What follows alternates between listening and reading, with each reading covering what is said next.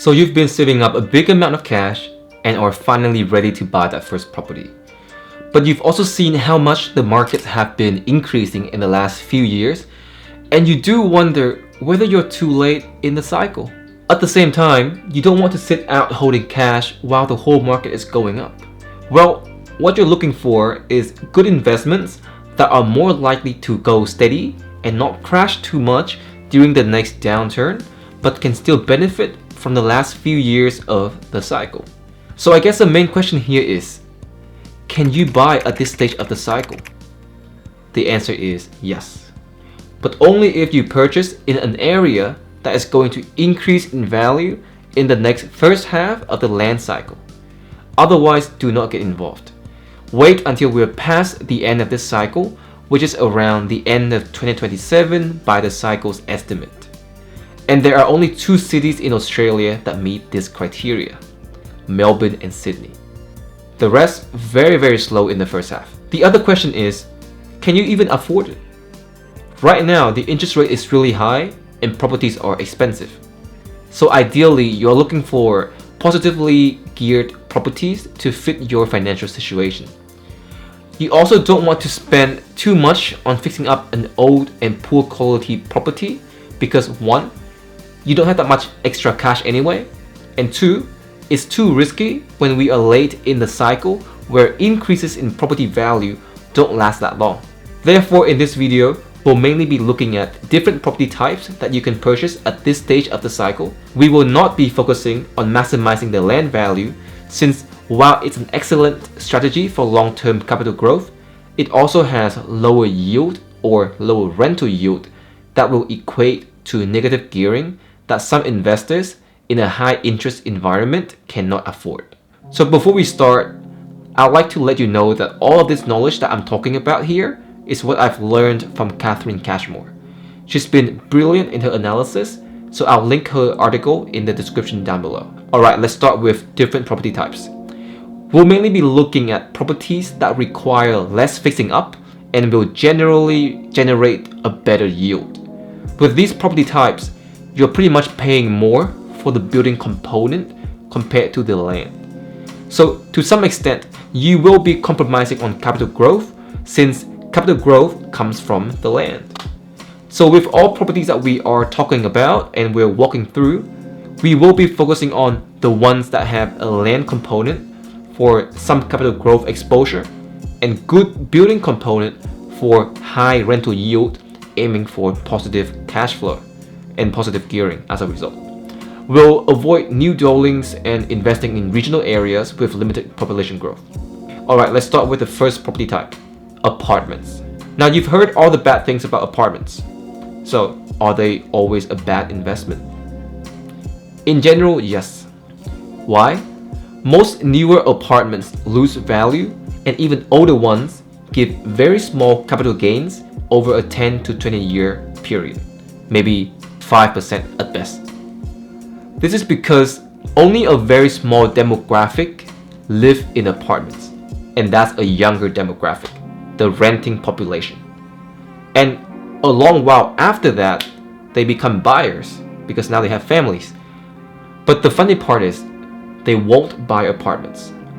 Apartments are where you start in your life as a renter, not what you purchase as a home buyer. Buyers are often looking for a property that is bigger. It's usually with the intention of having a family at some point, or, particularly since COVID, needing space to work from home. Smaller apartments just don't fit that criteria. This is why apartments are mainly purchased by one demographic: investors. Around 7 out of 10 apartments buyers are investors. Unlike home buyers, investors do not stay long in the real estate market. Most of them fly away and run when there's a panic. And since we're at a very high point in the cycle, you do not want this type of property. So, is it really a doom game when it comes to apartments? Mostly yes, but there's a small select few that kinda works.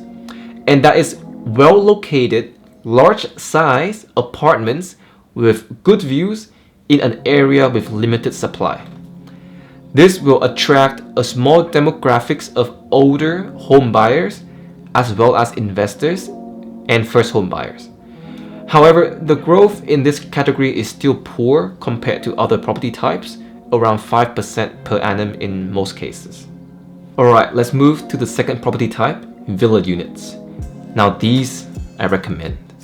They have good price growth due to a big land component, and the capital gain is usually around 10%. Villa units is a good way to get involved in suburbs where land prices have already increased by a lot.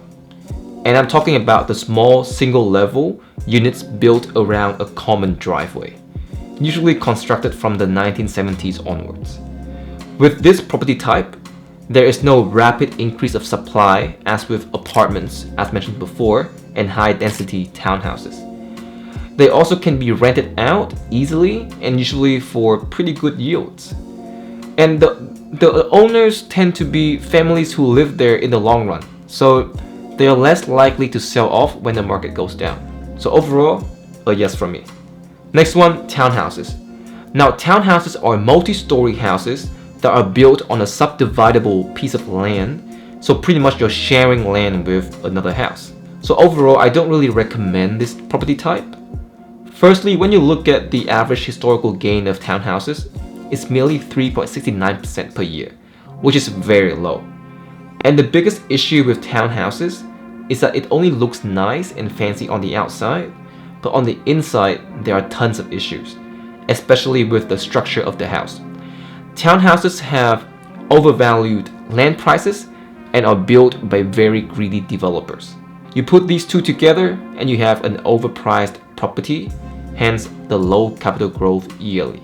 The builds are cheap, there is a lot of defects, and even when you go to court, I've heard of claims by owners taking years to settle and they are rarely won. So again, stay away from this.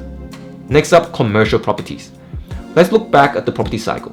With the cycle, we know that residential property drives the boom and bust land cycle. However, there's one more asset class that gets overlooked: commercial properties. These can get you an average of 8% capital growth year on year and a very high rental yield of up to 12%. These are the ones you want to buy near the first half of the cycle, so in our case, where the next cycle starts. This is because over the first half of the current real estate cycle, the returns to commercial real estate tend to be higher and stronger than residential. And the type of commercial real estate we're talking about is not your small shops in a shopping center, neither is it an office in a CBD high-rise. It's industrial land, and it's taking the biggest gains. According to CBRE, around 1.1 million square meters of warehouse space, the equivalent of 55 Melbourne cricket grounds, will need to be built over the next 4 years to keep up with demand. One thing with the commercial sector that you have to be cautious with is that the commercial sector is closely connected to the business cycle since all buyers are investors. This is unlike residential real estate where most buyers are home buyers who buys for needs, not greed. Therefore, they are less likely to sell when the market is bearish. Investors, on the other hand, are quick to exit the market when they sense uncertainty. For this reason, looking into any type of commercial investment prior to the end of cycle carries a lot of risk. So timing the market is extremely important here, especially when the government tend to pump incentives into residential real estate first to save people in need after a market crash. Therefore, recovery periods after a crash for commercial properties are not as quick.